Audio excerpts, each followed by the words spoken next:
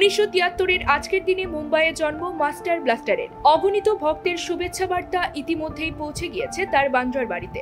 তাকে শুভেচ্ছা জানিয়েছেন বহু ক্রিকেট তারকা।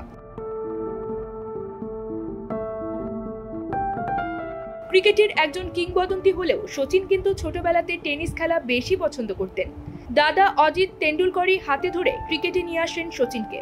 11 বছর বয়সেই হাতে তুলে নিয়েছিলেন ব্যাট। তার পরের ঘটনা ইতিহাস। বিশ্বের সেরা ক্রিকেটারদের মধ্যে একজন আজ সেই ছোট্ট ছেলেটি। 5 ফুট 5 ইঞ্চির এই মানুষটি যখন ব্যাট হাতে তুলে নিতেন, গোটা ভারত যেন থমকে যেত। 22 গজ থেকে অবসর নিয়েছেন ঠিকই, কিন্তু ব্যক্তি সচিনও যেন সমানভাবে মোহিত করে দেওয়ার ক্ষমতা রাখেন।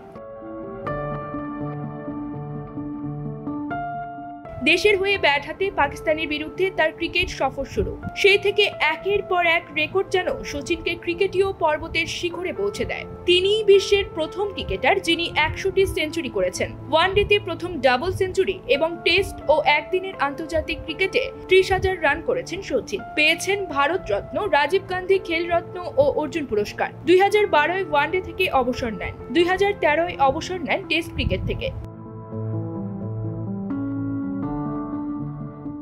22 গজ থেকে অবসর নিলে 1989 থেকে 2013 পর্যন্ত যেভাবে ক্রিকেট দুনিয়ায় দাপিয়ে বেরিয়েছেন, যেভাবে দর্শকদের আনন্দ দিয়েছেন, তা কোনোদিনও ভোলার নয়। খেলা ছাড়ার পর রাজনীতিতেও নাম লিখিয়েছেন। তিনি রাজ্যসভার একজন সাংসদ।